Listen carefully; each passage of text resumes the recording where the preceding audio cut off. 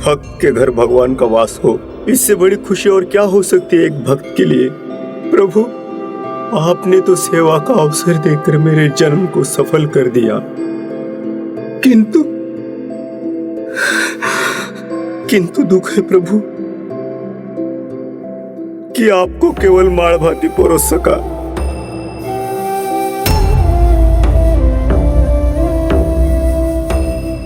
प्रभु, मैं विश्वास दिलाता हूं, जो कमी भोजन में रह गई वो इस भक्त की सेवा में कदापि नहीं रहेगी।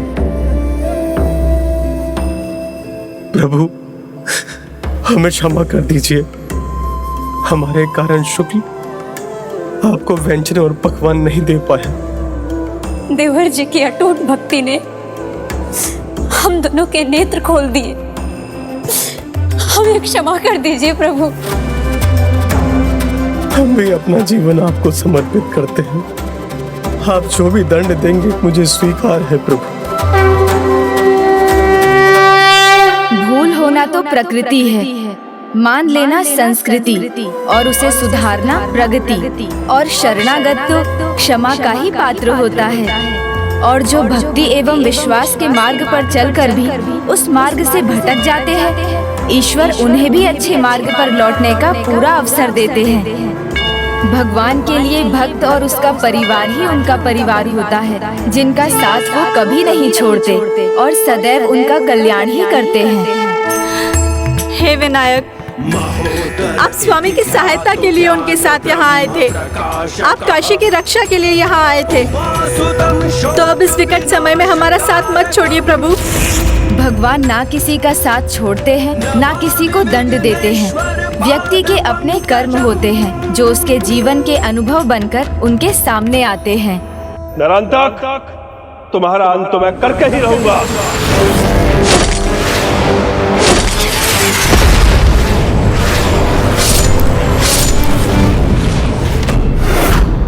भेड़िया नरांतक शेर काशी नरेश पर भारी पड़ गया। अब जब आप अपनी भूल समझकर शुक्ल शर्मा के साथ भक्ति और अच्छाई के मार्ग पर चलने को तैयार हैं, तो दंड का तो प्रश्न ही नहीं उठता। अब तो आपका जीवन मेरे आशीर्वाद का ही भागी बनेगा। प्रभु, आज तक इस घर में मैं ही आपका भक्त था, फिर मेरी पत्नी आपकी भक्ति में लीन हुई, किंतु आज मेरे संपूर्ण परिवार को भक्ति भाव से भरकर आपने मुझे कृतार्थ किया। प्रभु, आपके इस भक्त परिवार को आपकी पूजा के साथ आपकी सेवा करने की अनुमति दीजिए।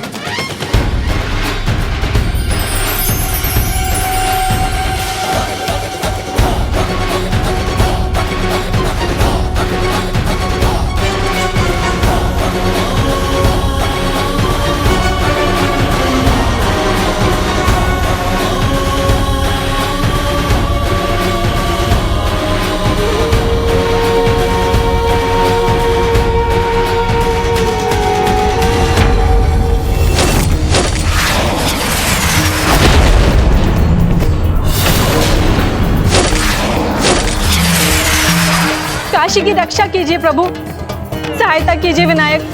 इस संकट में विनायक जी ही मेरे पति की रक्षा कर सकते हैं, मुझे उनसे प्रार्थना करनी चाहिए। नमस्ते ब्रह्म रूपाय विष्णु रूपाय ते नमः। नमस्ते रुद्र रूपाय करि रूपाय ते नमः। विश्वरूप स्वरूपाय नमस्ते ब्रह्मचारिणे। भक्त प्रियाय देवाय नमस्तुभ्यं विनायक।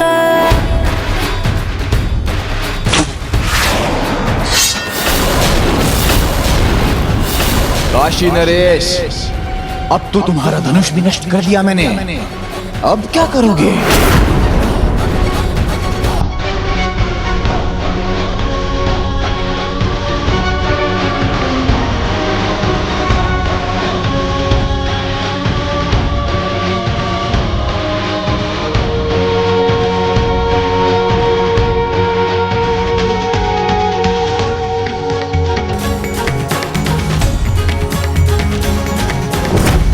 तुमने मेरा धनुष नष्ट किया है, खड़क नहीं नरांतक। तो आओ, यदि साहस है तो अपना खड़ग उठाओ और युद्ध करो मुझसे, और युद्ध करो मुझसे, और युद्ध करो मुझसे, और युद्ध करो मुझसे।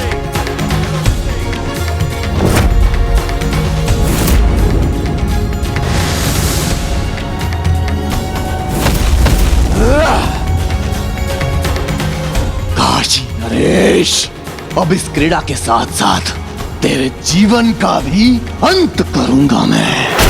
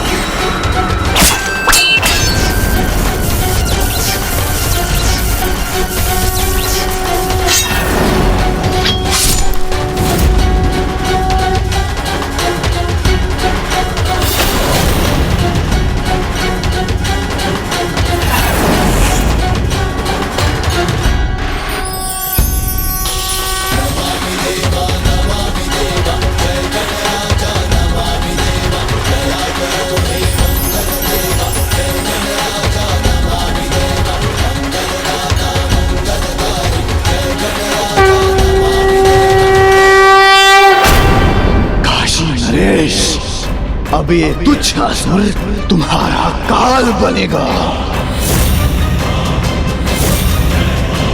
हे प्रभु, रक्षा कीजिए प्रभु, सहायता कीजिए प्रभु, स्वामी की रक्षा कीजिए, स्वामी की रक्षा कीजिए।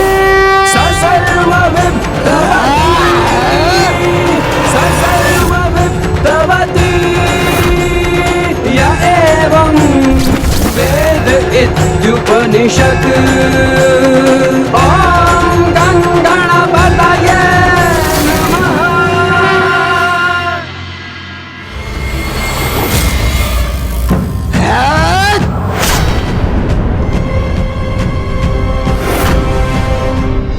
मात्र एक पल और काशी नरेश, तो तुम्हें मृत्यु के घाट उतार देता।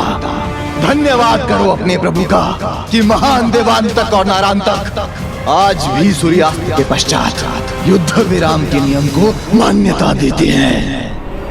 लगता है आज तुम्हारे प्रभु ने तुम्हारी रक्षा की है। ये क्या कहा इसने? भक्त शुक्ल शर्मा, अब दिन समाप्त हो रहा है, मैं विश्राम करना चाहता हूँ।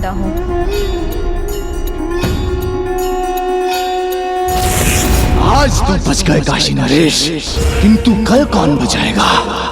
अब भी समय है, हमारी अधीनता स्वीकार कर लो, क्योंकि कल सूर्योदय होते ही मैं फिर वापस आऊंगा।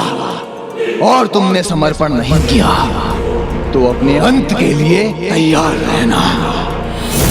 यदि कल सूर्योदय के समय तुम यहाँ घुटने टेक कर सर झुकाए नहीं मिले तो मैं तुम्हारा अंत तो करूंगा ही, किंतु तुम्हारे साथ साथ तुम्हारे संपूर्ण परिवार और काशी का भी विनाश करूंगा। और हाँ, याद रखना, कल तुम्हारे भगवान को भी तुम्हें बचाने का अवसर कदापि नहीं मिलेगा। इससे पहले मैं अपना निर्णय बदलूं, चले जाओ यहाँ से, चले जाओ।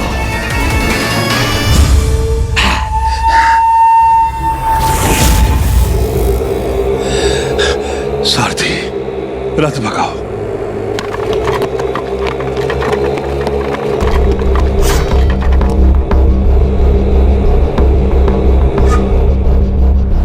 यही सोच रहे हो ना कि अवसर मिलने के बाद भी मैंने उसका अंत क्यों नहीं किया? तो सुनो, कल जब लाचार होकर काशी नरेश हमारी अधीनता स्वीकार करेगा, उसके पश्चात किसी राजा में ये साहस नहीं होगा कि महान नारांतक और देवांतक की ओर आंख उठा के भी देख सके। और कल उसका वध करने से मुझे उसका भगवान भी उनसे नहीं बचा पाएगा।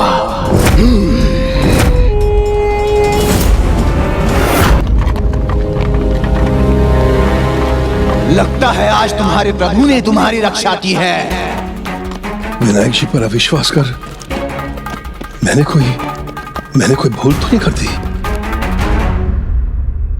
प्रभु विश्राम करना चाहते हैं, किंतु इस छोटे से घर में उनके विश्राम के लिए उचित स्थान कहाँ है? क्या हुआ शुक्ल शर्मा जी, आप इस प्रकार शांत होकर क्या विचार कर रहे हैं? मेरे विश्राम की तैयारी कीजिए। प्रभु, आप यहाँ विश्राम करेंगे, ये हम सभी का सौभाग्य होगा। किंतु कहाँ है हमारा छोटा सा घर और कहाँ राजभवन का सुख ऐश्वर्य? वो तो क्या, हम तो आपके लिए उचित बिछौना भी प्रस्तुत नहीं कर सकते। ये क्या कह रहे हैं आप शुक्ल शर्मा जी? भीतर आपके संदूकों में ढेरों स्वर्ण मुद्राएं हैं और आप कह रहे हैं निर्धनता के कारण आप मुझे उचित बिछौना भी नहीं दे सकते।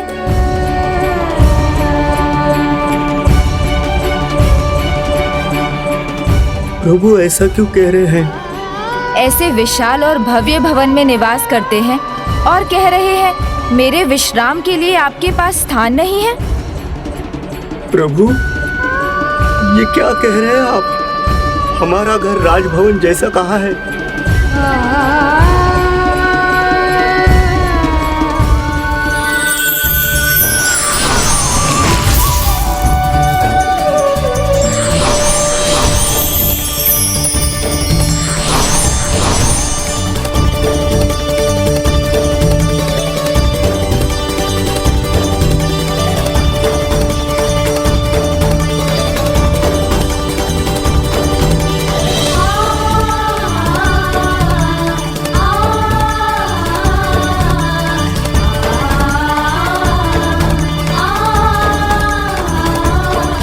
क्यों? यहाँ वो सब कुछ तो है जो किसी राजभवन की शोभा बनता है। बहुमूल्य कलाकृतियाँ, कोमल बिछौने, विशालकाय पलंग, इतने बड़े कक्ष, फिर भी कह रहे हैं आप मुझे राजभवन का सुख नहीं दे सकेंगे। मुझे अनाज का भंडार चाहिए, मुझे बहुत सारा धन चाहिए, बहुत बड़ा घर चाहिए, राजभवन जैसा। ये तुम्हारे भगवान करेंगे? भक्ति की तुलना धन समृद्धि से कर मैंने बहुत बड़ी भूल की थी। जिसके लिए आपकी भक्ति ही सबसे बड़ा सुख है, उसके लिए ये सब सुख निरर्थक है। प्रभु, मैंने ही ये सब मांगा था, किंतु तब मेरा हृदय भक्ति के मार्ग से रिक्त था। मुझे क्षमा कर दीजिए प्रभु।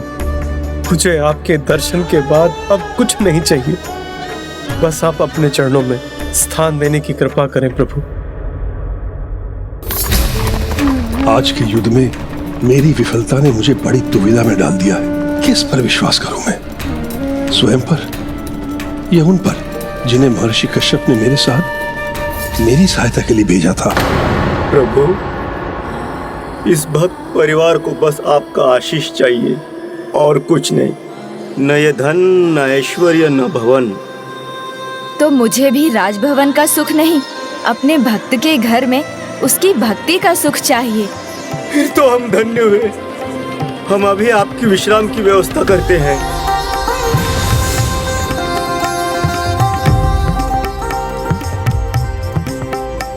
प्रभु, मैं आपके लिए पुष्प लेकर आती हूँ।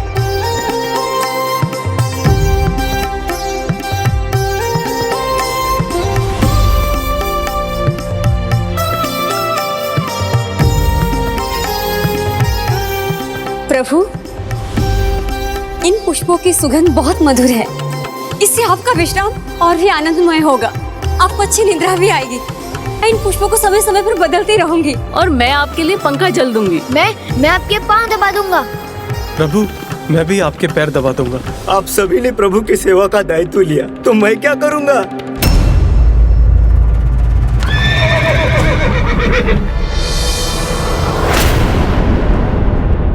यहाँ तो मात्र शुक्ल शर्मा के परिवार का घर था, ये भवन कैसे बन गया? चिंता मत कीजिए, आप वो करेंगे शुक्ल शर्मा जी जो सर्वाधिक महत्वपूर्ण है। मेरे विश्राम में कोई बाधा ना आए, भले ही कोई भी आ जाए, उसे भीतर मत आने दीजिएगा। इसका ध्यान रखेंगे आप? प्रभु, आप निश्चित रहिए, जब आप विश्राम करेंगे तो मैं प्रहरी बना रहूंगा और किसी बाधा को आपके पास फटकने नहीं दूंगा।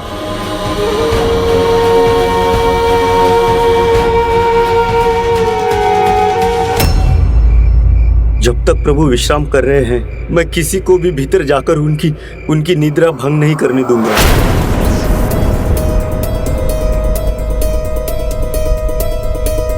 ये तो वही है, शुक्ल शर्मा।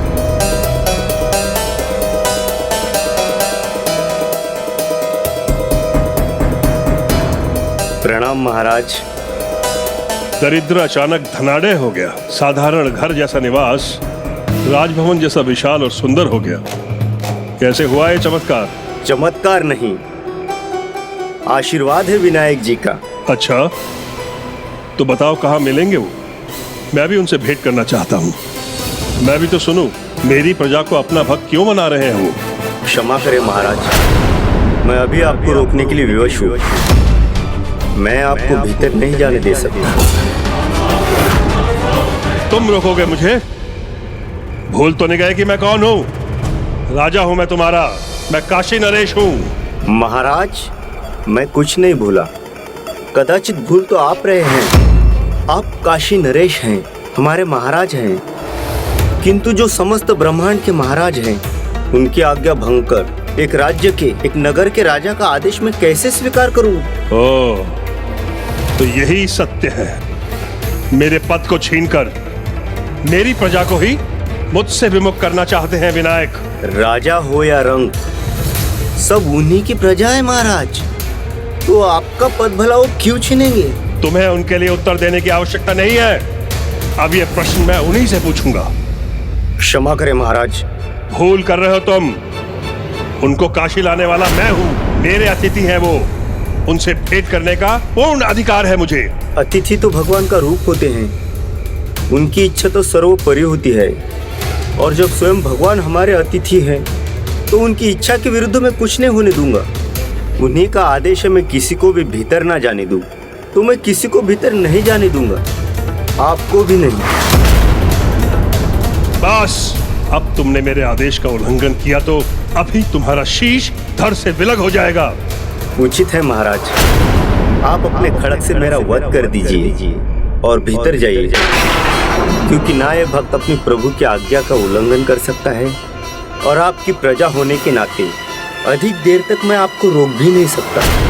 किंतु जब तक प्रभु विश्राम कर रहे हैं, मेरे जीते जी आप भीतर नहीं जा सकते। तुम मुझे अधिक समय तक रोक नहीं पाओगे। मेरी इच्छा हुई तो पल भर में भीतर चला जाऊंगा मैं। लेकिन आश्चर्य तो मुझे इस बात का है कि राजभवन का सुख त्याग कर तुम जैसे साधारण काशीवासी के पास क्यों चले आए वो? ऐसा क्या है तुम्हारे पास? विश्वास। मेरे पास प्रभु के प्रति विश्वास है महाराज। अब मैं आप पर कभी विश्वास नहीं खोऊंगा, ये मेरा वचन है आपसे। आपने सत्य कहा महाराज। मैं तो अत्यंत साधारण निर्धन काशीवासी हूँ। मेरे पास भक्ति और विश्वास के सिवा कुछ नहीं था। और अब तुम्हें ये भवन और संपन्नता प्राप्त हो गई? हाँ महाराज, ये प्रभु का आशीर्वाद ही है। जन्म से आज तक जो भी मिला वो प्रभु की कृपा से ही मिला, और मेरी मृत्यु और उसके बाद भी जो मिलेगा वो उन्हीं की कृपा होगी, और उनकी इस कृपा के लिए भक्ति और विश्वास ही दे सकता हूँ मैं उन्हें। इसलिए महाराज, यदि आप प्रभु से भेंट करने के लिए मेरा वध भी कर देंगे तो इसे भी मैं प्रभु की इच्छा समझकर स्वीकार कर लूंगा, क्योंकि जहाँ प्रभु की इच्छा है वहाँ भक्त की भलाई के सिवा और कुछ नहीं हो सकता। चिंता मत कीजिए काशी नरेश, मुझ पर विश्वास रखिए। प्रभुत्व का ढोंग करके आपके अंदर विश्वास जगा दिया उन्होंने। बस इतना समझ लीजिए, जहाँ अविश्वास है वहाँ विश्वास श्वास नहीं लेता।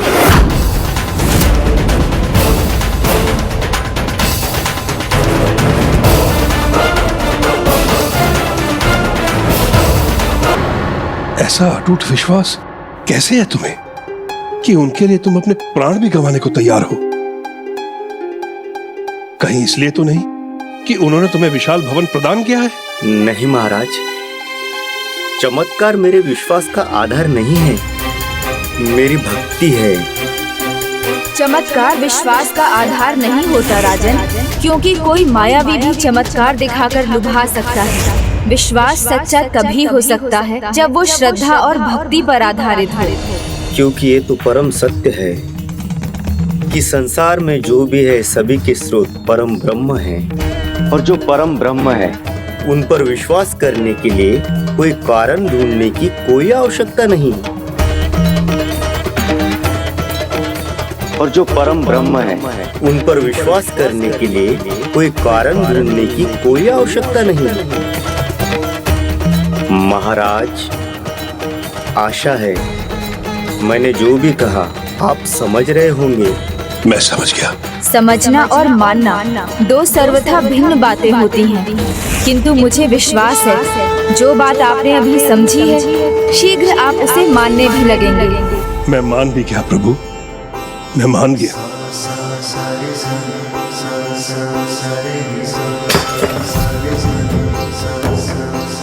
मैं अहंकार में भ्रमित होकर भटक गया था। बस अब एक बार मुझे भीतर जाकर विनायक प्रभु के दर्शन कर लेने दो। महाराज, मैं अब भी क्षमा चाहता हूँ, मैं अब भी आपको भीतर जाने नहीं दे सकता। तुम मुझे उनके पास जाने नहीं दे सकते, किंतु उनको अपने पास यहाँ बुलाने का मार्ग तो सुझा सकते हो। बताओ भक्त शिरोमणि शुक्ल शर्मा, मैं क्या करूं? बस इतना ही महाराज, उन पर अटूट विश्वास रखिए। किंतु मैं अपना विश्वास उन पर कैसे व्यक्त करूं? लक्ष्य ज्ञात हो तो मार्ग अपने आप मिल जाता है। चिंता मत कीजिए काशी नरेश, मुझ पर विश्वास रखिए। मैं समझ गया प्रभु, मैं समझ गया। मुझे सहज प्रेम और सरल भक्ति से अपने विश्वास को प्रकट करने की आवश्यकता है। मैं समझ गया प्रभु, मुझे सहज प्रेम और सरल भक्ति से अपने विश्वास को व्यक्त करना चाहिए। अब मैं समझ गया। आएंगे मेरे प्रभु, अवश्य आएंगे मेरे प्रभु। प्रभु महोत्कट विनायक आएंगे, अवश्य आएंगे। स्वामी, स्वामी, स्वामी, स्वामी, स्वामी, आप सुरक्षित हैं। मैं बहुत प्रसन्न हूँ स्वामी, मैं बहुत प्रसन्न हूँ स्वामी। स्वामी, ये घाव? ये कुछ नहीं है देवी, सब कुशल होगा, सब मंगल होगा। प्रसन्नता ही प्रसन्नता होगी देवी, तनिक भी चिंता मत कीजिए। हमारे इस भवन पर प्रभु का आशीर्वाद होगा। प्रभु यहाँ आने वाले हैं, आप शीघ्र जाइए और एक सहस्त्र दीपक प्रज्वलित कीजिए। प्रभु? हाँ देवी, प्रभु महोत्कट विनायक। उसके लिए मुझे सहज प्रेम और सरल भक्ति व्यक्त करनी होगी। हाँ, उसके लिए मुझे सहज प्रेम और सरल भक्ति। मेरे प्रभु आएंगे। स्वामी को क्या हो गया? और सहज प्रेम व्यक्त करने से प्रभु आएंगे, अवश्य आएंगे। सहज प्रेम व्यक्त करने से प्रभु आएंगे, अवश्य आएंगे। प्रभु महोत्कट अवश्य आएंगे। संभालिए स्वामी खुद को, स्वामी संभालिए।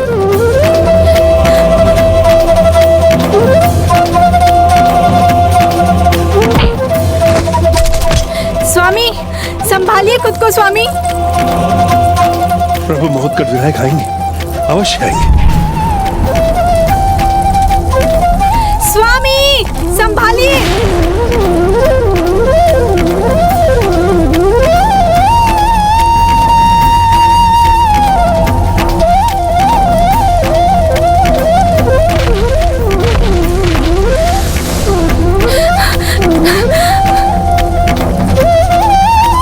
स्वामी, स्वामी।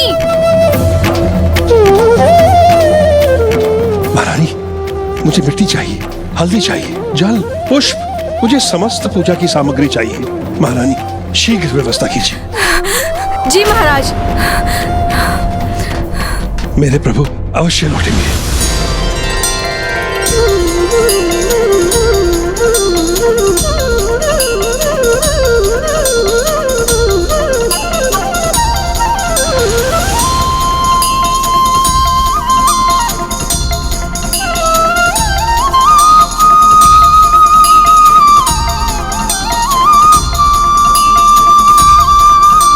मेरे प्रभु लौटाएंगे।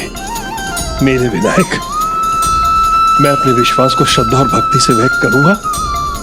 मेरे प्रभु अवश्य लौटाएंगे।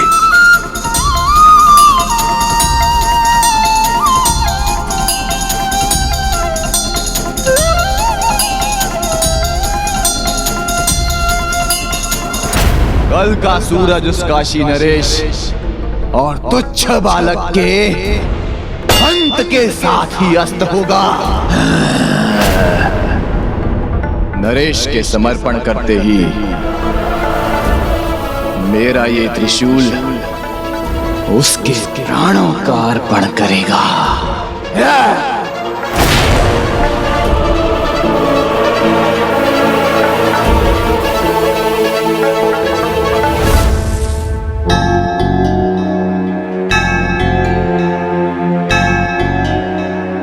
प्रभु तुझको तेरा अर्पण, सब कुछ है तुझको समर्पण। प्रभु मुझे क्षमा कर दीजिए, क्षमा कर दीजिए। मेरे अहंकार ने मेरी मति भ्रष्ट कर दी थी, जो आप पर संदेह कर बैठा। अब जब तक आप स्वयं यहां नहीं आएंगे तब तक आपका ये भक्त इसी प्रकार आपके सामने बैठकर पूजा में लगा रहेगा। फिर चाहे वो दुष्ट बवंडर बनकर क्यों ना आ जाए, चाहे मुझे नष्ट क्यों ना कर दे, मेरे विश्वास की आस है प्रभु, मेरे विनायक, मेरे प्रभु अवश्य आएंगे।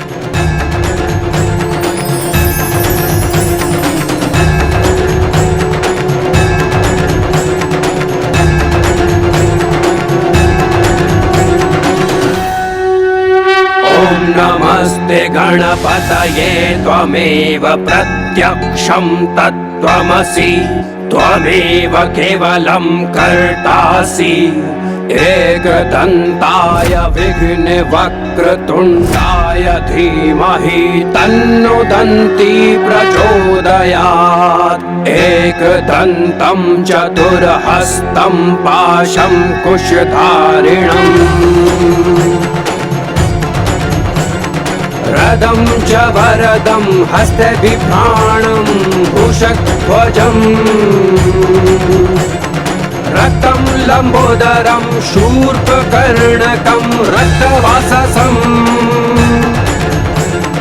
रक्तगन्धानुलिप्ताङ्गं रक्तपुष्पैः सुपूजितम्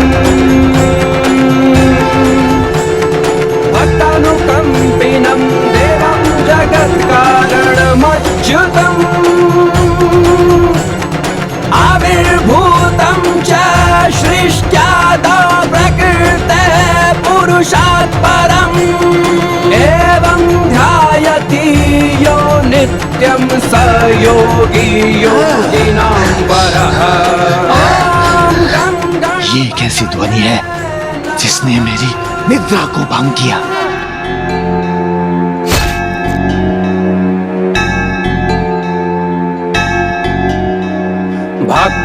भक्तानुकंपिन देवं हो क्या रहा है वहाँ? च्युतम् काशी नरेश क्या भक्ति में लीन हो गया? गुप्तचर पुरुषात् परम् एवं ध्यायति यो नित्यं। आप चिंता न करें महानरंतक, राजा का विश्वास जाग उठा है तो उसे बुझाना और अविश्वास में बदलना मुझे आता है। आज्ञा दीजिए। नमस्तेस्तु लंबोदराय एकदन्ताय विघ्ननाशिने शिवसुताय श्रीवरदमूर्तये नमो नमः।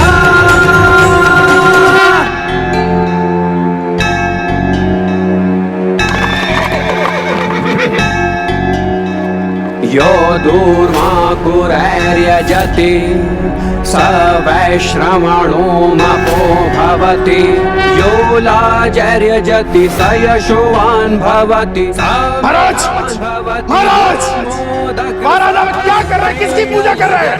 महाराज आपको तो मैंने इस मायावी जाल से निकाल दिया था, पर उसके बाद भी आप उसी मायावी जाल में फंस रहे हैं। स सर्वं लभते, स सर्वं लभते।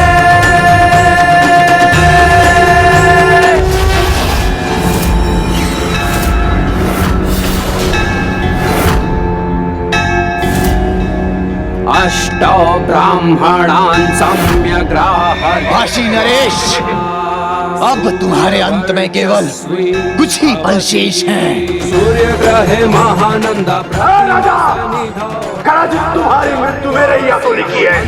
भवति महाविघ्न प्रमुच्यते, महादोषात् प्रमुच्यते, महापापात् प्रमुच्यते। स सर्वविद्भवति, स सर्वविद्भवति। स्वामी, अपनी रक्षा कीजिए। रक्षा तो प्रभु करेंगे। यदि मैं उनकी कृपा दृष्टि के योग्य हूँ तो वो ही मेरे जीवन की डोर संभालेंगे। गणपतये नमः।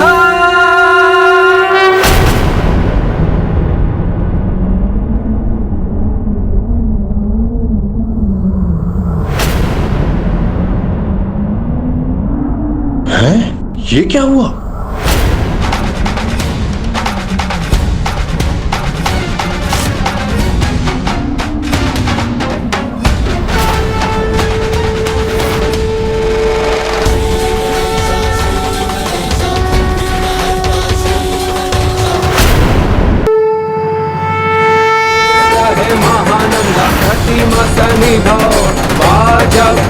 महाराज आप क्या कर रहे हैं? किसकी पूजा कर रहे हैं? महाराज आपको तो मैंने इस मायावी जाल से निकाल दिया था, पर उसके बाद भी आप उसी मायावी जाल में फंस रहे हैं।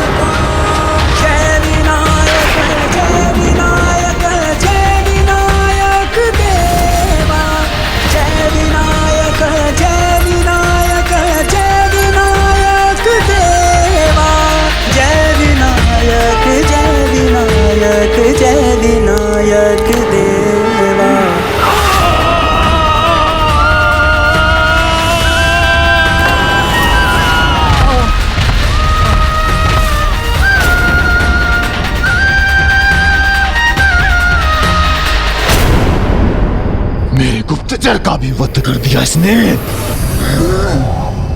काशी नरेश, अब इसका भी दंड तुम्हें अवश्य मिलेगा। प्रभु मुझे क्षमा कर दीजिए, मैंने आप पर विश्वास खोया, आप पर संदेह करने का पाप किया है मैंने, मुझे क्षमा कर दीजिए।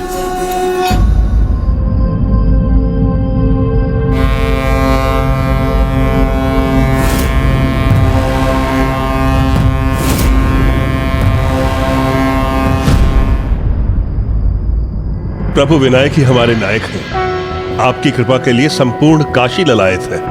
दया करें प्रभु, दया करें। प्रणम्यं शिरसा देव गौरी पुत्रं विनायकं भक्तावासं स्मर नित्यं आयुर्कामार्थसिद्धये। प्रथमं वक्रतुण्डं च एकदन्तं द्वितीयकं तृतीयं कृष्णं पिङ्गाक्षं गजवक्त्रं चतुर्थकं लम्बोदरं पञ्चमं च षष्ठं विकटमेव च सप्तमं विघ्नराजेन्द्रं धूम्रवर्ण तथाष्टकं नवमं भालचन्द्रं च दशमं विनायकम् एकादशं गणपतिं द्वादशं तु गजाननं मुझे इस दुष्ट नारांतक रूपी संकट से निपटने की शक्ति प्रदान कीजिए।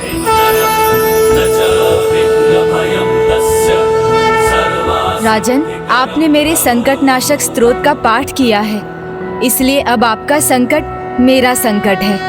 आप यहीं रुकिए, अब मैं इस दुष्ट का सामना करूंगा। प्रभु, इस भक्त को आपकी सहायता करने का एक अवसर तो प्रदान कीजिए। राजन, आप समझ लीजिए, आपका संकट दूर हो गया। आप निश्चिंत होकर पुत्र के विवाह की तैयारी कीजिए।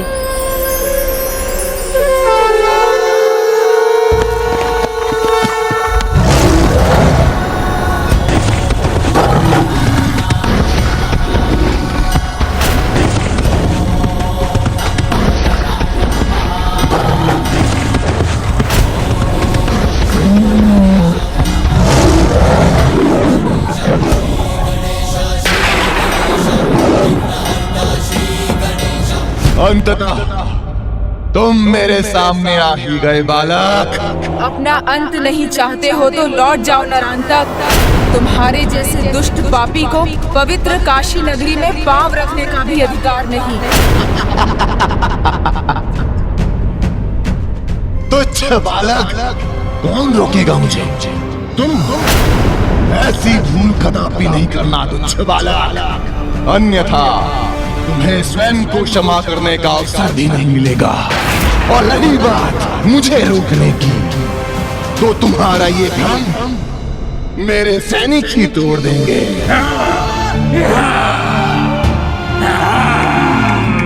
नहीं सैनिकों, रुको।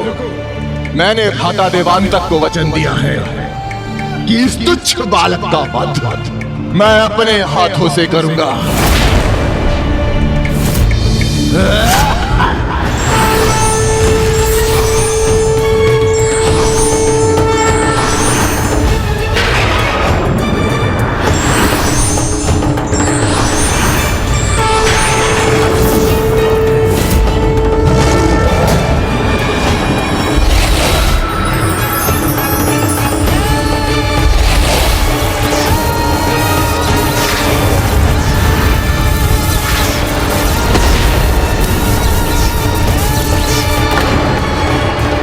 देखो पुत्र, मेरा हृदय बैठा जा रहा है। अनिष्ट की आशंका हो रही है। कहीं ऐसा ना हो कि हम अपने पुत्र नारायणतक को फिर से ना देख सके।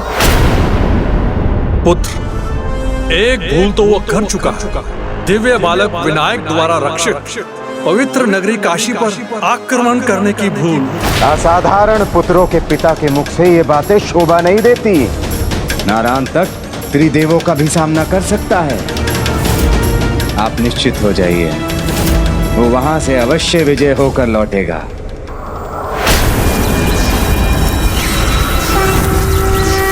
पुत्र, नमस्ते। न देवताओं से न किसी योद्धा से इस बार उसका सामना महान और दिव्य ऋषि पुत्र विनायक से है। तो क्या हुआ माँ? नारायणतक का तपोबल पर्याप्त है उसके लिए। वो बालक कितना भी प्रयास कर ले, किंतु नारायणतक की शक्ति को नहीं भेद सकेगा। वो ना ही उसका स्पर्श कर सकेगा।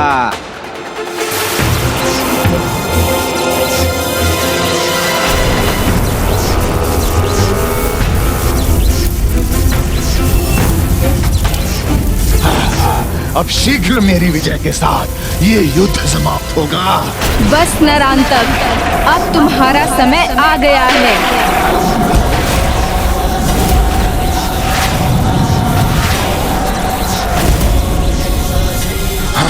ये क्या? ये तो अपनी शक्ति से मेरी शक्ति को बांध रहा है।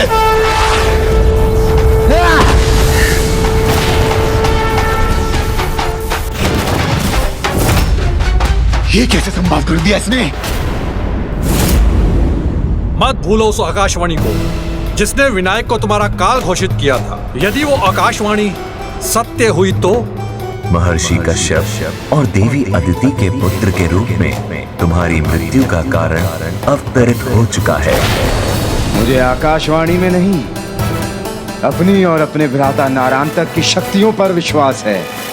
मैं आपको फिर से कह रहा हूँ, हम दोनों भ्राताओं की शक्तियों पर विश्वास कीजिए। नहीं पुत्र, मेरी आशंका भी बढ़ती जा रही है। तुम अभी जाओ और रोको नारायणतक को, इससे पहले कि वो कोई मूर्खता करे और उसका सर्वनाश हो। अब बहुत हुआ तुच्छ बालक। अब बिना समय व्यर्थ किए एक ही बार में तेरा अंत कर दूंगा।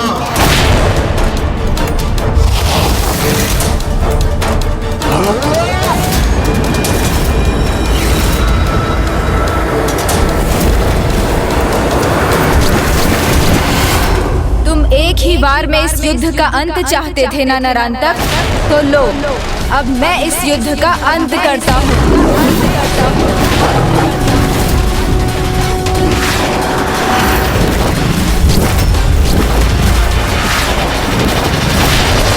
चिता चिंता होती है पिताश्री, और उस चिता की चिंता तो उस विनायक और उस काशी नरेश को होगी, क्योंकि मेरे महान पराक्रमी भ्राता उन दोनों का शीश उनके धड़ से विलक करके लौटने ही वाले होंगे।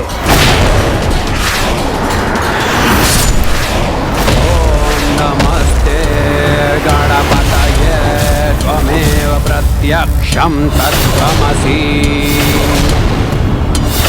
त्वमेव केवलं कर्तासि त्वमेव केवलं कर्तासि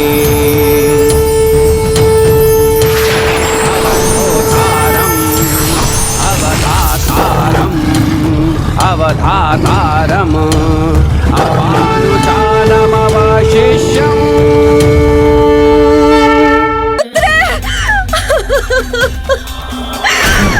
मेरा पुत्र पुत्र जिसका भय था वही हो गया।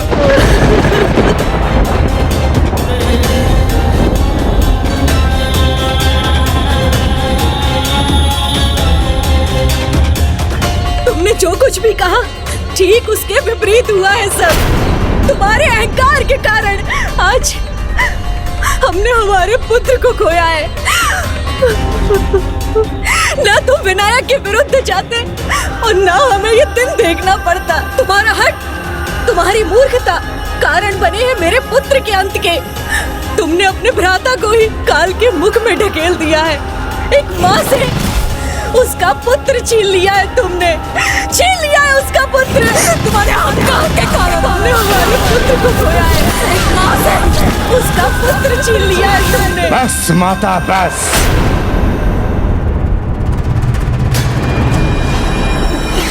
पुत्र, अपने भ्राता का कुछ तो सम्मान करो। उसका अंतिम संस्कार तो होने दो पुत्र। प्रभु महोत्कट विनायक की जय। प्रभु महोत्कट विनायक की जय। प्रभु महोत्कट विनायक की जय।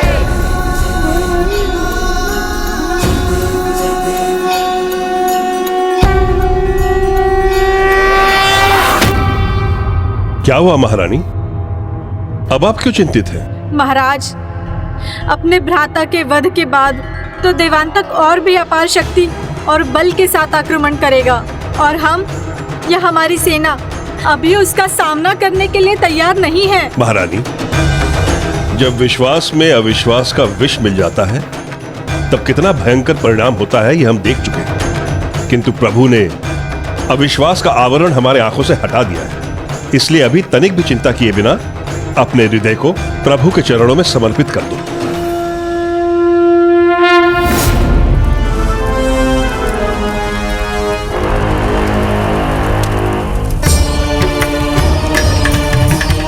अब केवल दो ही नाम गूंजेंगे, नारायणतक और देवांतक।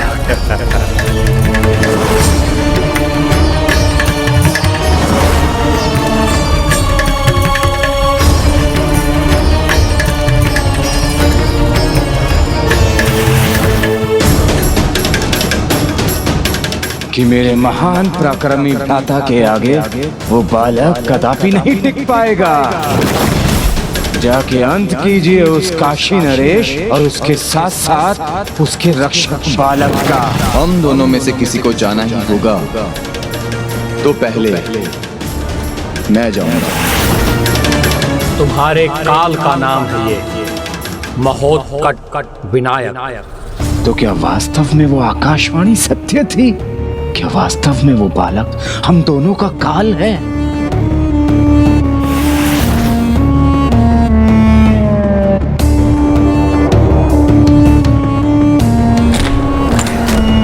कौन है?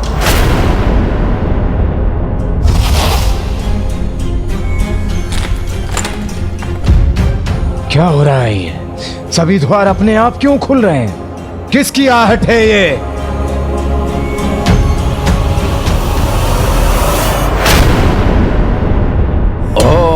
नमस्ते गणपतये त्वमेव प्रत्यक्षं तत्त्वमसि त्वमेव केवलं कर्तासि त्वमेव केवलं धर्तासि त्वमेव केवलं। क्या हुआ देवांतक? पहचाना नहीं तुमने?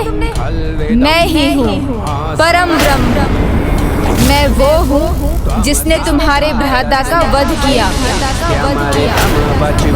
मैंने कहा था उससे लौट जाओ, अपने पापों का प्रायश्चित करो, किंतु उसने मेरी एक ना सुनी।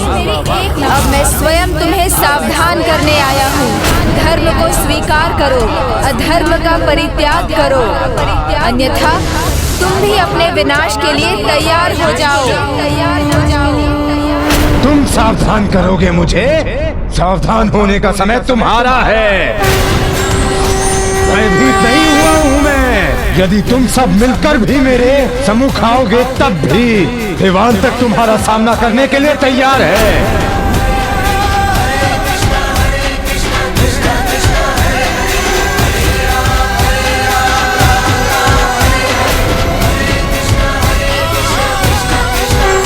आता देवांतक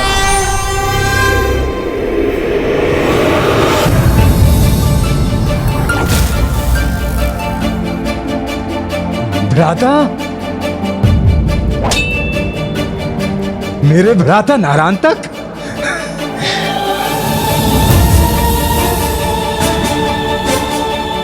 लगता है भ्राताश्री आपने मेरी मृत्यु को लेकर कोई बुरा स्वप्न देखा है। भ्राता आप तो कुशल हैं। हाँ भ्राता, मैं तो बिल्कुल कुशल हूँ, किंतु आप कुशल नहीं लग रहे। आपके मुख पर थकान की रेखाएं हैं। एक काम करो, स्नान करो, मन अवश्य बदल जाएगा। आओ, मैं आपकी सहायता करता हूँ। ये चंदन तुम्हें सुख पहुंचाएगा भ्राताश्री, और तुम्हारी सारी थकान को सूख भी लेगा।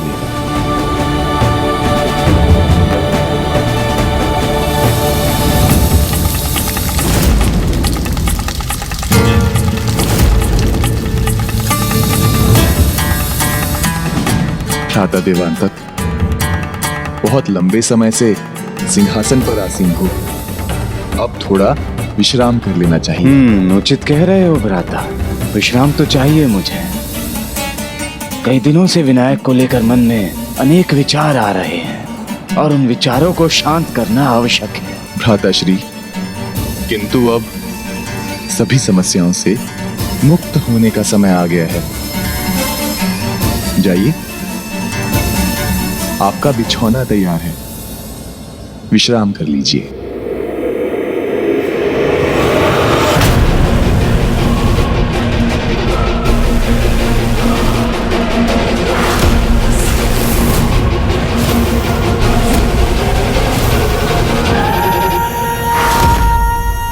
क्या हुआ भ्राताश्री? चौंक क्यों गई?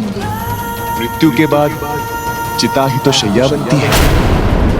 यही तो वो स्थान है जहां अंतिम विश्राम मिलता है। मुझे तो मिल गया। आओ आओ, अब तुम भी आ जाओ।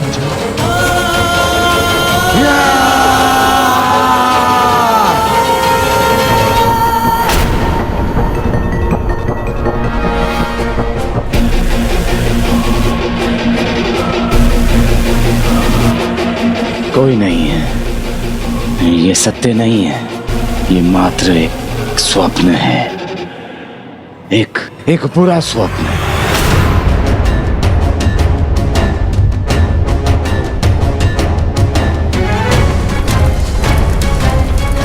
मृत्यु के बाद चिता ही तो शैया बनती है। यही तो वो स्थान है जहां अंतिम विश्राम मिलता है। नहीं भ्राता, विश्राम नहीं करूंगा मैं, उन दोनों को कराऊंगा। जब तक अपना प्रतिशोध पूरा नहीं कर लेता, रुकने वाला नहीं हूं मैं। आपकी चिता बुझने से पूर्व उन दोनों को चिता की अग्नि में जलने पर विवश कर दूंगा मैं। सावधान विनायक! विनायक! विनायक!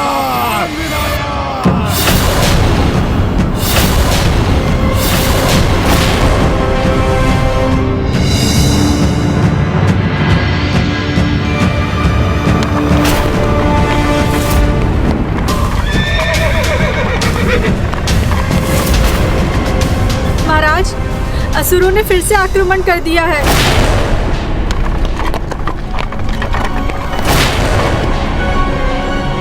ये युद्ध के अंत का नाद है। प्रभु, वो दुष्ट विशाल आसुरी सेना के साथ आया है। कृपया आप मुझे और मेरी सेना को अपने साथ जाने की अनुमति दीजिए। विनायक, आज तुम्हारे और काशी नरेश के साथ काशी को भी भस्म कर दूंगा मैं। जब आप अपने भक्त को अकेला नहीं छोड़ सकते, तब एक भक्त आपको अकेला कैसे छोड़ सकता है? आप उचित कह रहे हैं राजन, किंतु मैं अकेला कहाँ हूँ। मेरी माता का आशीर्वाद मेरे साथ है, जो मेरे उद्देश्य के संपन्न होते ही मेरे लौटने की प्रतीक्षा कर रही हैं।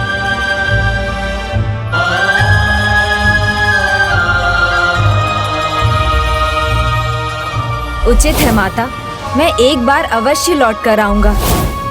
मुझे निराश नहीं करेगा वो, और अब उसके आने का समय हो रहा है। देवी आज 10वीं बार इस प्रकार भागकर आप द्वार पर आई है, क्योंकि मुझे आभास हो रहा है कि मेरा विनायक लौट रहा है, वो आने वाला है। जिस प्रकार ईश्वर की भक्ति भक्त को एक नया जीवन देती है, उसी प्रकार एक माँ भी शून्य से हमें पूर्ण करती है। वही हमारी प्रथम भगवान होती है, और माता के आशीर्वाद के साथ काशी के रक्षक भी तो मेरे साथ होंगे। माता वाराही और प्रभु काल भैरव भी मेरे साथ इन असुरों से काशी की रक्षा करेंगे।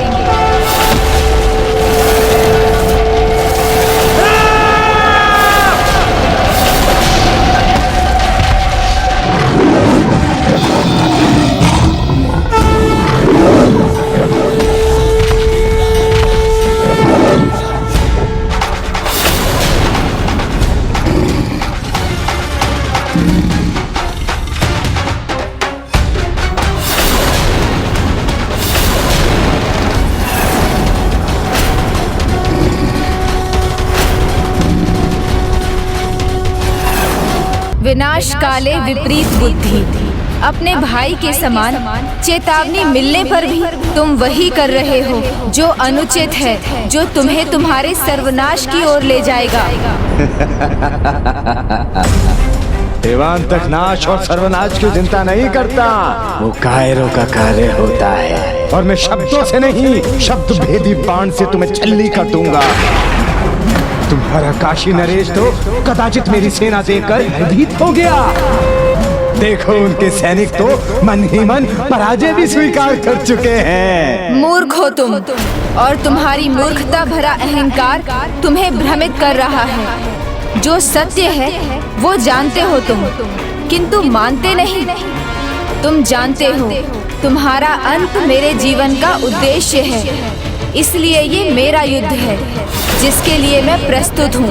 मूर्ख असुर, विनायक को अकेला समझने की भूल मत करना। अहंकारी असुर, जिस प्रकार विष की एक ही बूंद कलश के संपूर्ण जल को विषाक्त कर देती है, उसी प्रकार तुम्हारे अहंकार ने अति विश्वास का विष तुम्हारे भीतर भर दिया है। इसलिए तुम्हें तुम्हारी सेना की दुर्बलता नहीं दिखाई दे रही है, किंतु तुम्हारे अहंकार भरा अति विश्वास अभी मिट जाएगा।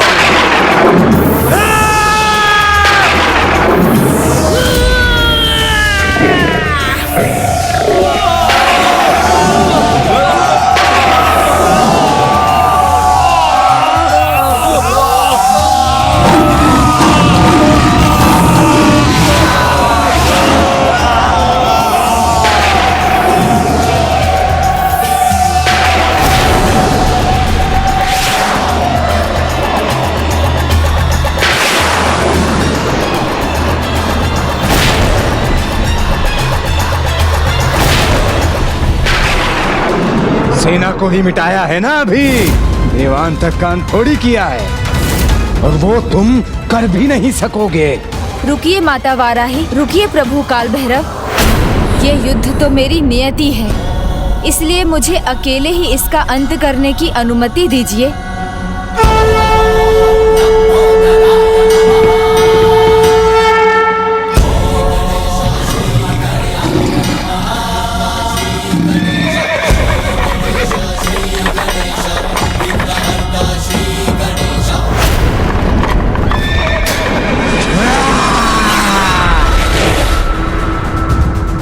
मेरे मायावी अस्त्र ऐसी माया दिखाएंगे कि तुम सदा के लिए अपनी मोह माया से मुक्त हो जाओगे।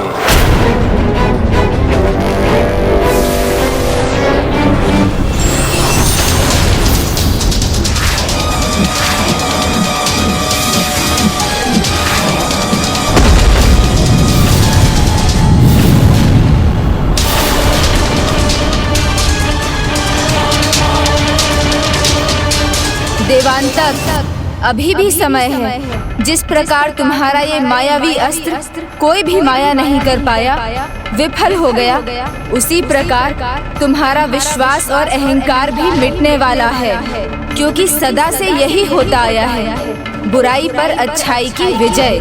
तुम्हें अपने अंतर मन की बुराई और अच्छाई के युद्ध में बुराई पर विजय पानी है, और इसके लिए यही उचित अवसर है।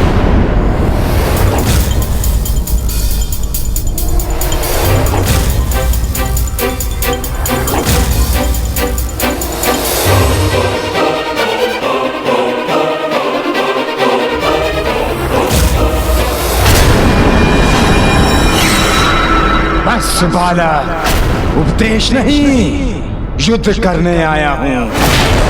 साहस है तो मुझसे युद्ध करो। विनायक, तुमसे प्रतिशोध लेना है मुझे, अपने भ्राता नारायणतक के वध का प्रतिशोध। जो बार बार उचित सुझाव को नकार दे, जो बुराई और अच्छाई का भेद ज्ञात होने पर भी बुराई के मार्ग पर ही चले, जो अपनी मृत्यु सामने देखकर भी उसके मुख में प्रवेश करने को आतुर हो, वो तो बस दया का पात्र बन सकता है।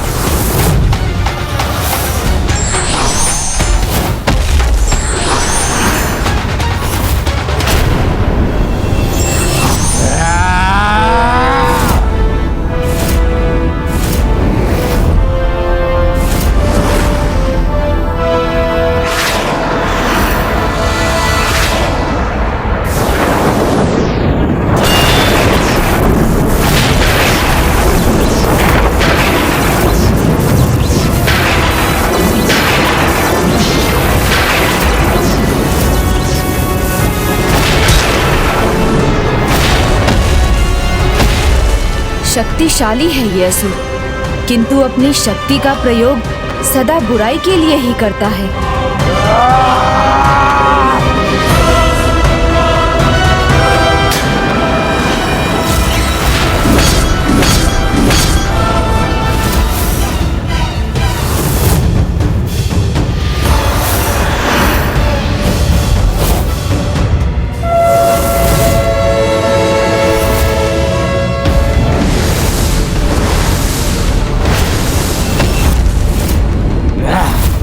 आज तुम्हारे अंत के साथ इस युद्ध का अंत होगा बालक विनायक।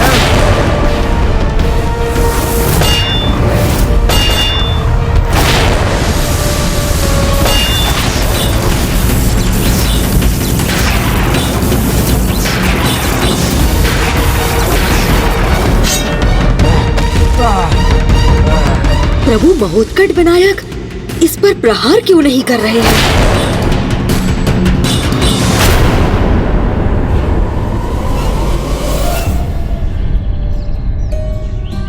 पुत्र, अब तो मेरा धीरज चुक रहा है। जब तक तुम नहीं आओगे, मैं यहीं बैठकर तुम्हारी प्रतीक्षा करूंगी। मेरी दृष्टि तुम्हारे मार्ग पर टिकी रहेगी।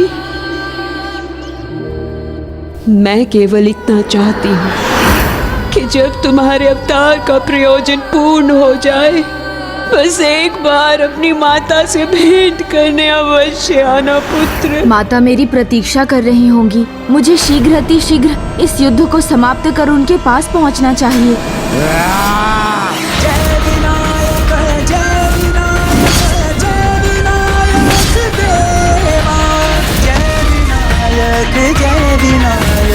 जय विनायक देवा।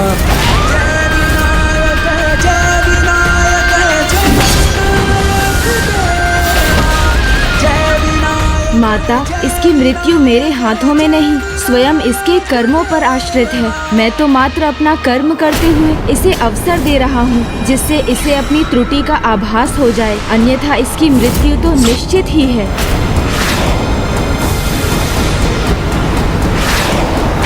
माता, माता, क्या हुआ पुत्र? तुम ठीक तो हो?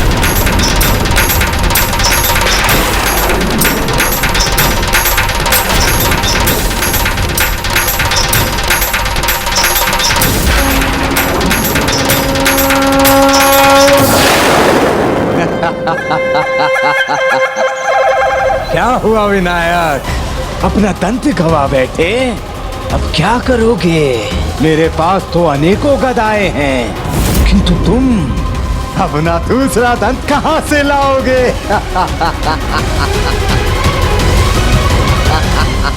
हंस चुके देवांतक?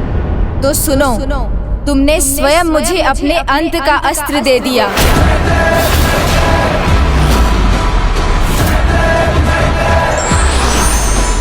अच्छा, तो तुम्हारे दूसरे दंत से भी एक और अस्त्र बना देता हूँ।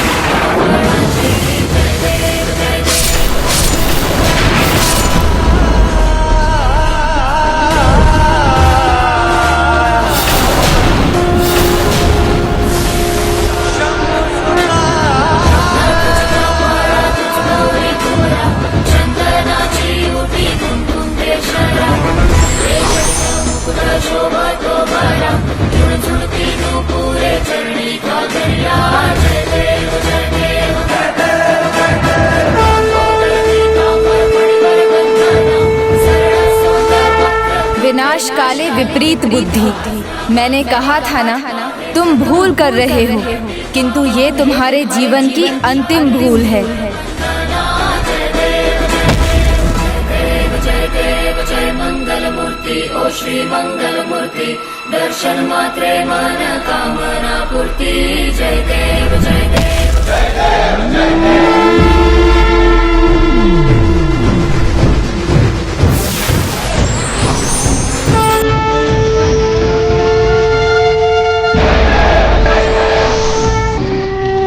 महोत्कट विनायक की जय। प्रभु महोत्कट विनायक की जय।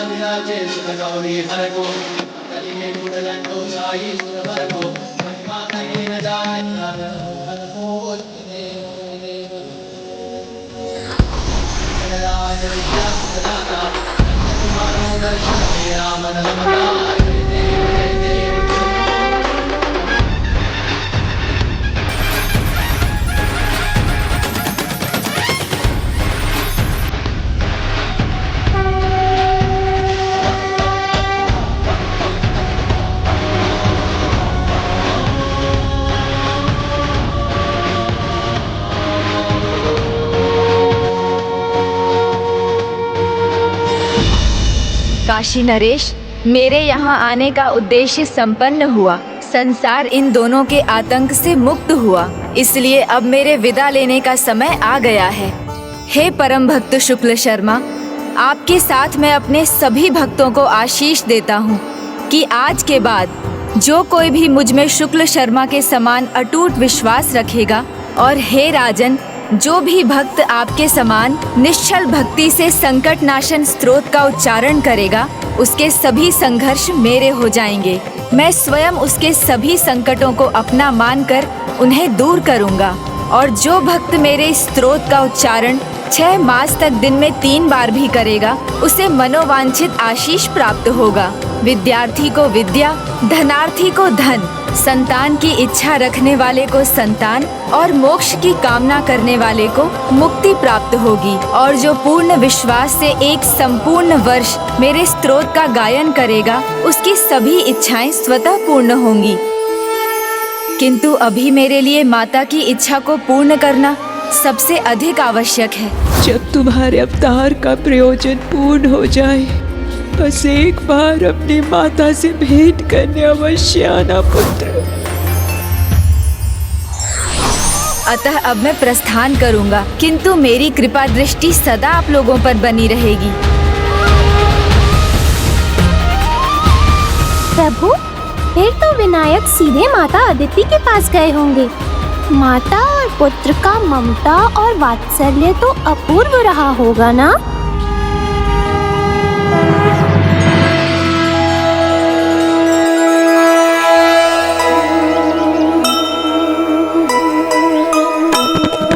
वचन पाल कर्तव्य निष्ठा के नायक,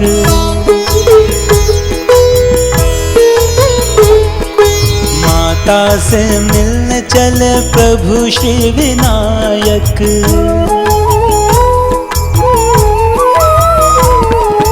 माता प्रसन्नता से बौराई जाए, मार्ग तके रहे विनायक नाय। माता प्रतीक्षा में ऐसी अधीरा, मत्स्य कोई आतुर हो पाने को नीरा। जय गणेश जय गणेश। मुझे पता था पुत्र, तुम अवश्य आओगे। माता, आप हैं तो मैं हूँ, आपसे भला कैसे दूर रह सकता हूँ।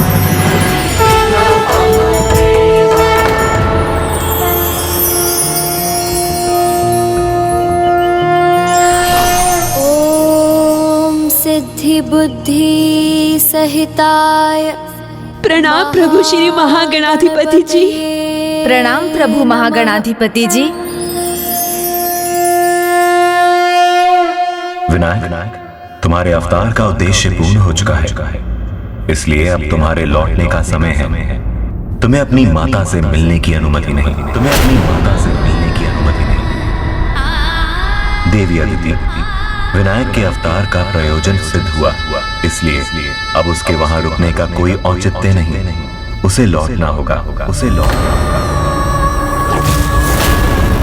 आपसे नहीं मिल सकेगा वो।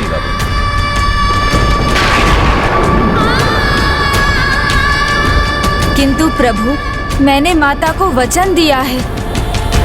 प्रभु, मुझे बस एक बार माता से मिलने की अनुमति दे दीजिए। बस एक बार मुझे अपने पुत्र को अपने आंचल में भर लेने दीजिए प्रभु, बस एक बार। देवी, वात्सल्य प्रेम क्या होता है, इसका अनुभव अब मुझे हो चुका है, इसलिए मैं समझ सकता हूँ एक दूसरे से भेंट करने की आपकी लालसा को। इसलिए मैं वचन देता हूँ देवी, विनायक अपने भविष्य के एक अवतार में आपसे भेंट करने अवश्य आएगा। विनायक, माता को दिया अपना वचन तुम अवश्य पूर्ण करोगे, किंतु अपने भविष्य के अवतार में। किंतु मन को रोके, विदाई से मन आकुल है। माँ और पुत्र दोनों ही व्याकुल है। माँ और पुत्र दोनों ही व्याकुल हैं।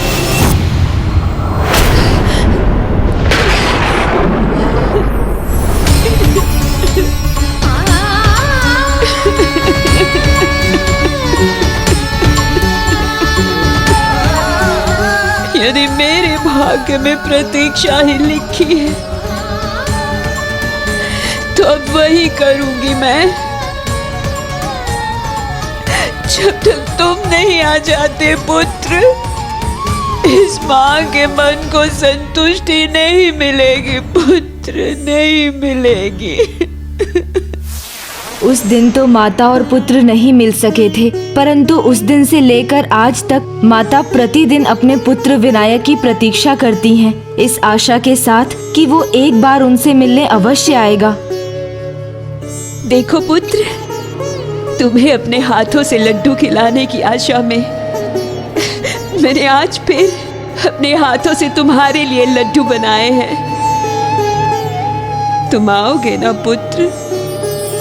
आऊंगा माता, अवश्य आऊंगा। आप बुलाएंगी तो भला आपका ये पुत्र कैसे नहीं आएगा। विनायक का दिया वचन मैं अवश्य पूर्ण करूंगा। जय गणेश जय गणेश जय गणेश देवा। देवी लक्ष्मी, वो माता युगों से अपने पुत्र की प्रतीक्षा कर रही है। उसे अपने सामने पाकर उसे इतना प्रेम देंगी कि उस वात्सल्य से निहाल होकर कहीं मेरा पुत्र वहीं ना रुक जाए।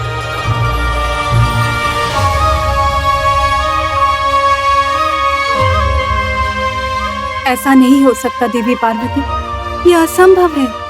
नहीं देवी, ममता की शक्ति असंभव को भी संभव बना देती है।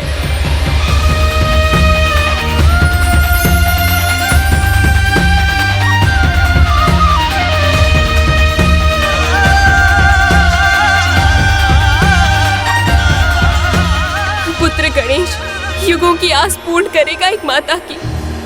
उसे देख निहाल हो जाएगी उनकी ममता, किंतु उनकी प्रतीक्षा का अंत कहीं मेरी प्रतीक्षा का आरंभ न बन जाए। एक माता का सुख कहीं दूसरी माता की हृदय की टीस ना बन जाए।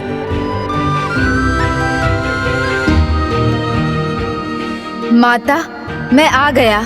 युग भले ही बीत जाएं, स्मृतियां भले ही धुंधली पड़ जाएं, किंतु माता के आंचल की छाया तो पुत्र के लिए वैसी ही है जैसे तप्त धरती के लिए वर्षा के मेघ, जैसे बंजर भूमि के लिए जल की धारा।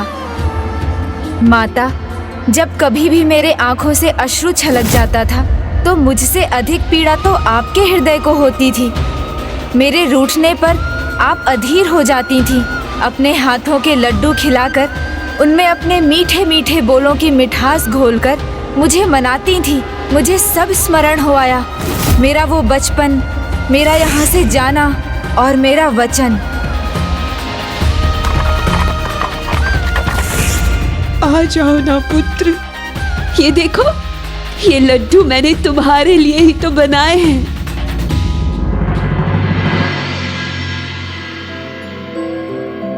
देवी अदिति का अपार स्नेह कहीं गणेश को उनकी ममता में खोने पर विवश ना कर दे।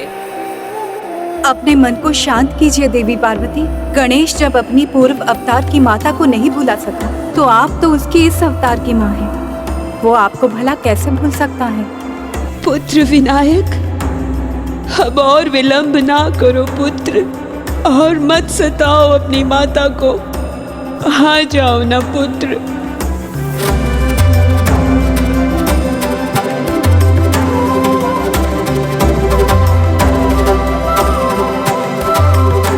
आपका विनायक ही गणेश के रूप में आया है। क्या आप पहचान सकेंगी मुझे? माता,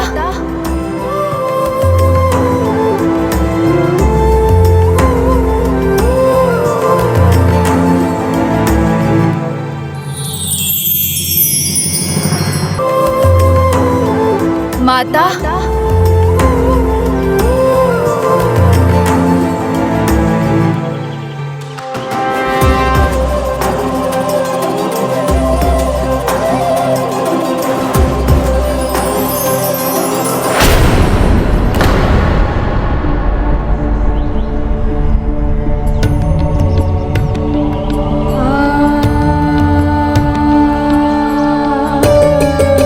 युगों बीत गए पुत्र, किंतु आज भी तुम्हारी स्मृतियां धुंधली नहीं पड़ी है। मेरी दृष्टि को हर पल केवल तुम ही दिखाई देते हो। मेरे कानों में हर पल तुम्हारे ही मधुर शब्द सुनाई पड़ते हैं। तुम्हारे आने की आस में मैं कई बार आश्रम के द्वार तक दौड़कर पहुंच जाती हूँ। नहीं पुत्र, अब केवल मैं ही नहीं, मेरे नेत्र, मेरे कान, मेरा हृदय सब अधीर हो रहे हैं पुत्र। देखिए ना, देवी अदिति को देखने पर से ही मेरे पुत्र की आंखें नम हो गई। कितना भावुक हो उठा है मेरा पुत्र।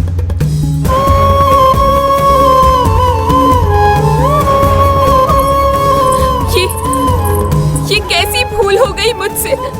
क्यों जाने दिया मैंने अपने पुत्र को? क्यों जाने दिया?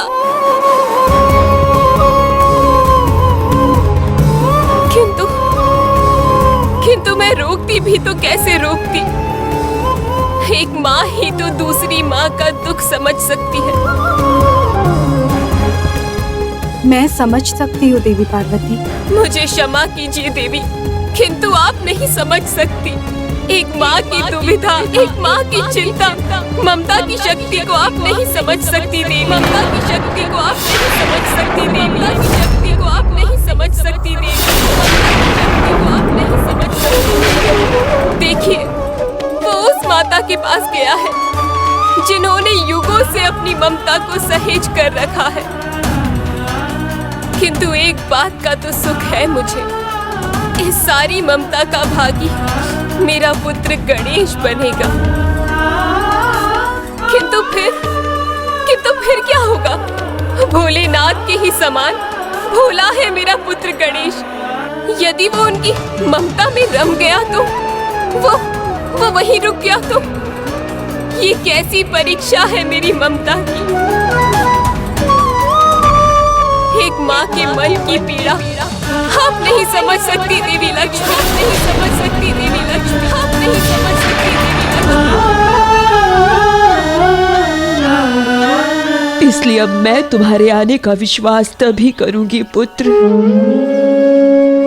जब तुम मेरा आंचल पकड़कर अपनी मधुर वाणी से मुझे आवाज दोगे।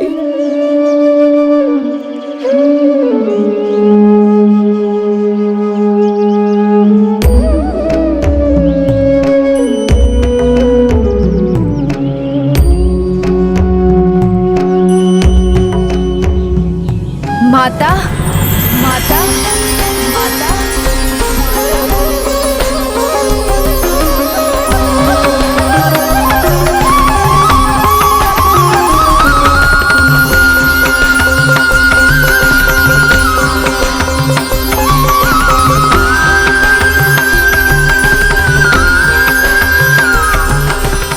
माता, मैं आ गया माता।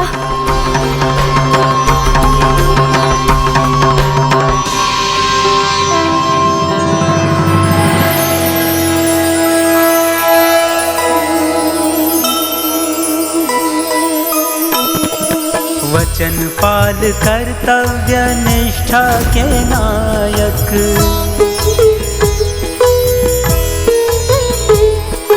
माता से मिलने चले प्रभु श्री विनायक।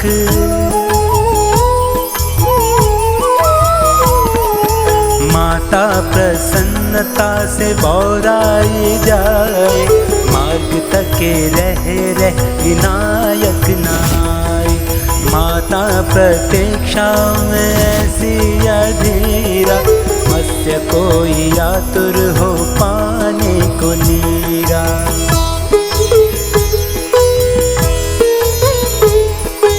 विनायक,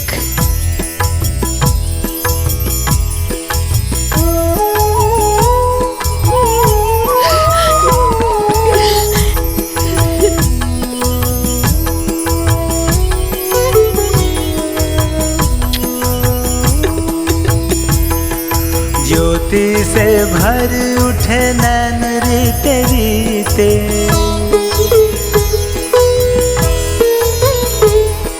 सम्मुख है पुत्र दिन प्रतीक्षा के बीते।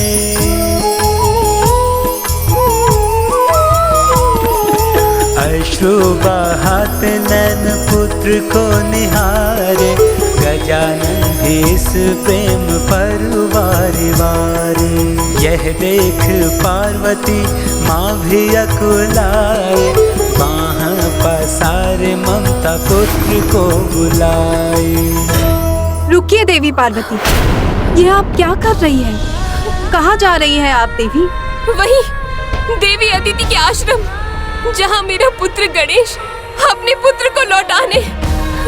उसकी माँ हूँ मैं, ये अधिकार है मेरा।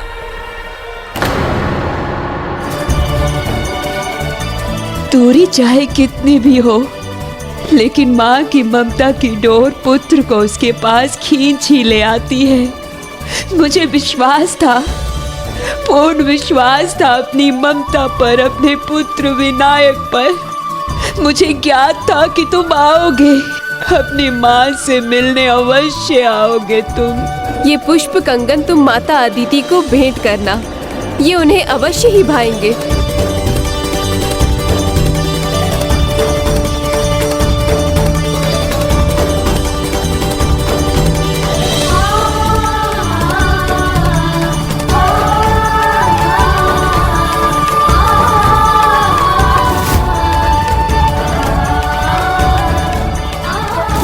माता, ये आपके लिए पुत्र की छोटी सी भेंट लीजिए। तुम्हें स्मरण था पुत्र? इतने समय बाद भी तुम्हें स्मरण था? कैसे भूलता माता, आप भी तो मेरे लिए लड्डू बनाना नहीं भूली। मेरा पुत्र।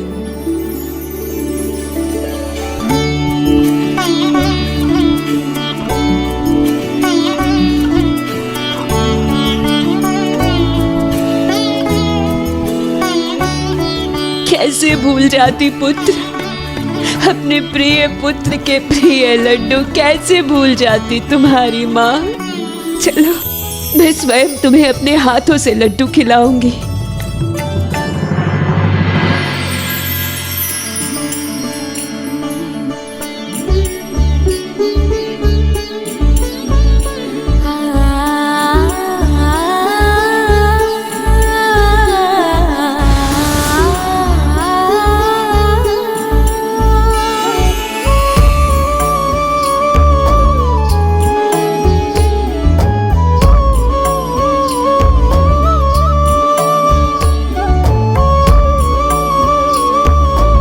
अब तो मैं आ गया हूँ ना माता, तो अब आप क्यों रो रही हैं?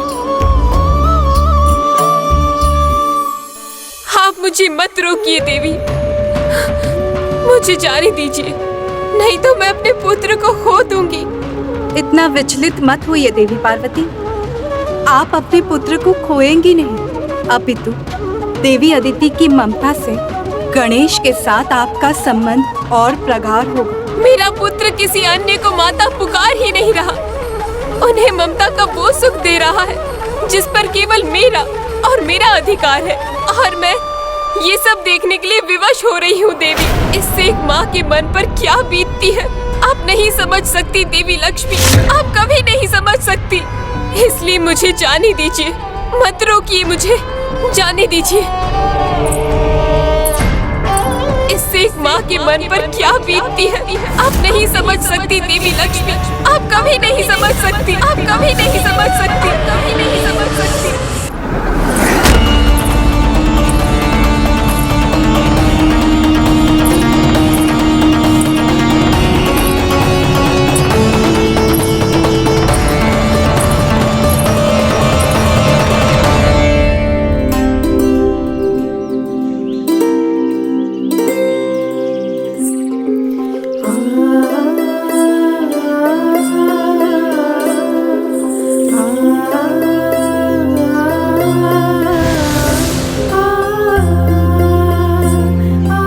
अंततः गणेश अपनी माता से भेंट करने आ ही गए। आज तो शुभ दिन है, तो पिता को भी पुत्र का स्नेह मिलना चाहिए, या उसका अधिकार भी केवल माता को ही दोगे पुत्र? स्वामी, देखा आपने कौन आया है? मैंने आपसे कहा था ना कि मेरा पुत्र अवश्य आएगा। कल्याण हो पुत्र। देखिए ना, मैं आ भी गया, फिर भी माता की आंखों में आंसू है। पुत्र, तुम्हें यहाँ देखकर तो मेरे अश्रु भी नहीं रुक रहे, तो इस माँ को क्या समझाऊं?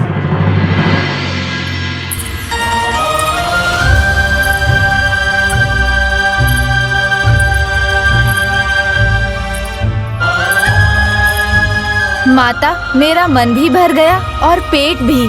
अभी से? तुमने अभी खाया ही कहाँ है? ये लो, मेरे हाथों से एक और खा लो।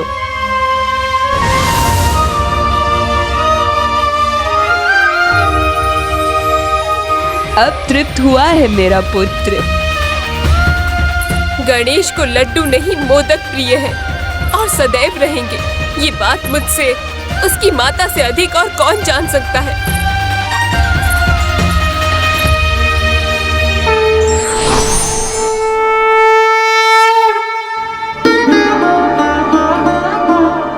आज मुझे समझ आ गया स्वामी कि ममता का भाव जब किसी माँ के हृदय में हो तो उसे अपनी संतान के समक्ष कुछ भी दिखाई नहीं देता। मैं चाहकर भी देवी पार्वती को ना रोक सकी।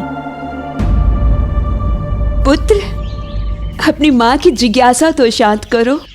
ये तो बताओ, इतने समय से कहाँ थे तुम? क्या कर रहे थे? और नारायणतक और देवांतक का वध कैसे किया तुमने? तुम्ही ने तो कहा था कि तुम लौटते ही मुझे सब कुछ विस्तार से बताओगे, तो अब बताओ ना। माता को अभी भी लगता है कि मैं उनका विनायक ही हूँ। उन्हें तो जैसे ये आभास ही नहीं है कि मैं गणेश के रूप में नया अवतार ले चुका हूँ। बोलो ना पुत्र, शांत क्यों हो? तुम्हारी मधुर वाणी सुनकर मेरे मन को शांति मिल जाएगी। बताओ ना पुत्र। हाँ, अवश्य बताऊंगा, क्यों नहीं बताऊंगा। किंतु कथा सुनने के नियम के साथ जो आपने ही बनाए थे। तो नियम ये है कि आपको भी मेरी गोद में सर रखकर उसी प्रकार विश्राम करना होगा जैसे आप मुझे अपनी गोद में लिटाकर कथा सुनाया करती थीं।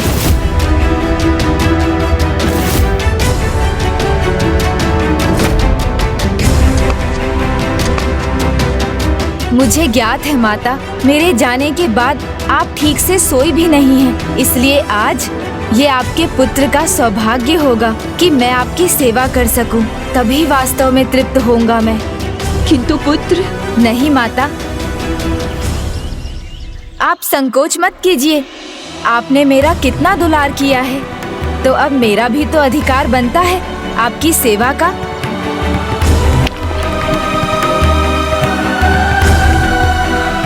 नहीं नहीं, ऐसे नहीं माता, पूरे स्वागत के साथ भीतर लाऊंगा आपको। पहले कुछ पुष्प लाता हूँ। मुझे स्मरण है माता, आपके प्रिय पुष्प कहाँ हैं? पुत्र!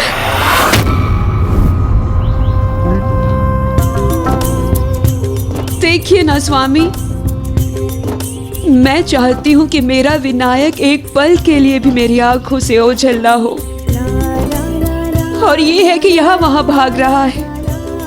वो आपकी ममता है देवी, जो उसे अपने पास बिठाए रखना चाहती है। और ये इसका माता के प्रति प्रेम है, जो उसे आपके लिए कुछ विशेष करने के लिए प्रेरित कर रहा है।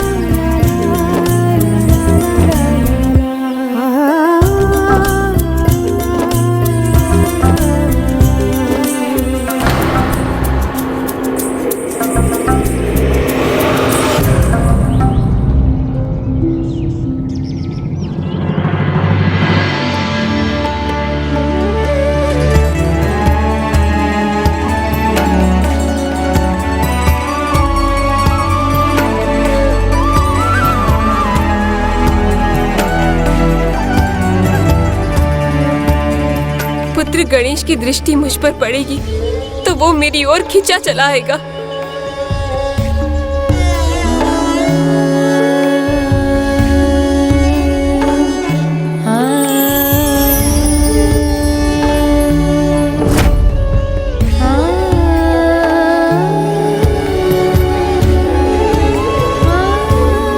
मेरा पुत्र गणेश अपने पूर्व के अवतार की माता की सेवा में इतना लीन हो गया कि उसकी दृष्टि मुझ पर पड़ी ही नहीं।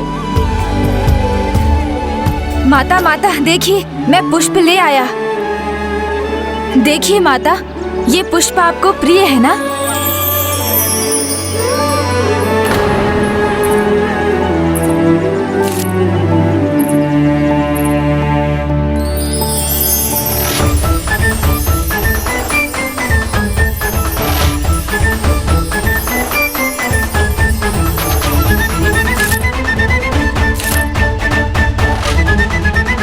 अब आप भीतर प्रवेश कीजिए माता। आइए ना माता।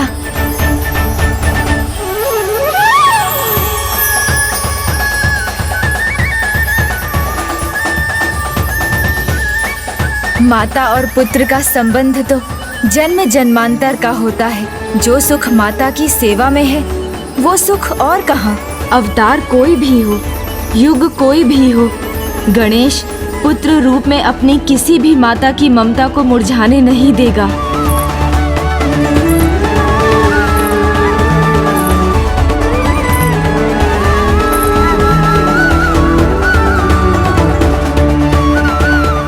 कितनी भाग्यशाली होती है वो संतान जिन्हें अपनी माता की सेवा करने का सौभाग्य प्राप्त होता है। गणेश तो परम भाग्यशाली हैं जिन्हें एक नहीं 2 माँओं की सेवा करने का आनंद मिला है। दोनों माताएं भी ऐसे पुत्र को पाकर धन्य हैं। माँ के प्रति ऐसा अद्भुत समर्पण, ऐसा अद्भुत प्रेम माँ की ममता को सार्थक ही नहीं पूर्ण भी करता है। मैंने उचित कहा ना प्रिय?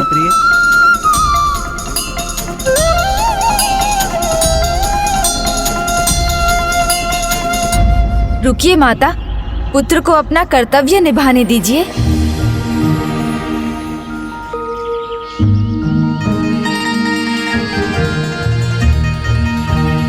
आइए माता, आप इस शैया पर विश्राम कीजिए। मैं पहले आपके चरण दबाकर आपकी थकान मिटाऊंगा और साथ में ही कथा भी सुनाऊंगा। फिर शेष कथा आपका सर अपनी गोद में रखकर आपको सुलाते सुलाते सुना दूंगा।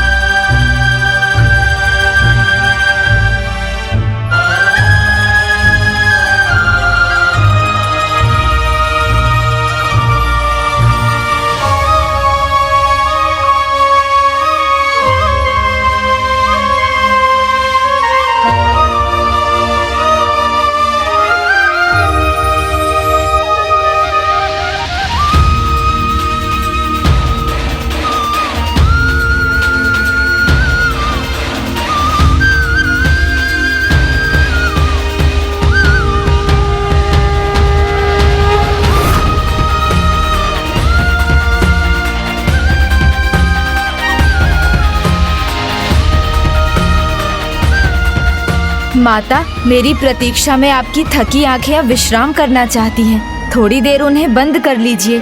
मैं तो यही हूँ, कहीं नहीं जा रहा हूँ। अब जब तक आप अपने नेत्र बंद नहीं करेंगी, मैं आगे की कथा नहीं सुनाऊंगा। किंतु उसके लिए तुम्हें मेरे पास आकर बैठना होगा पुत्र।